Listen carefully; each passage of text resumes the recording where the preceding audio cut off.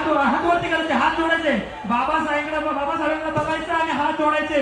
आणि जेवढे मोबाईल खिशात आहे ना, बाबासाहेबांमुळे आपल्या आयुष्यात उजेड आलेला आहे. तर सगळ्यांनी उजेड करायचा आहे, टॉर्चचा उजेड पाहिजे. बाबासाहेबांमुळे आपल्या खिशामध्ये फोन आहे, एक पण फोन खिशात राहिला नाही पाहिजे. अजून पण बरेच फोन आहे, स्टेजवरती पण सगळ्यांचे फोन पाहिजे, सगळ्यांचे फोन असला पाहिजे.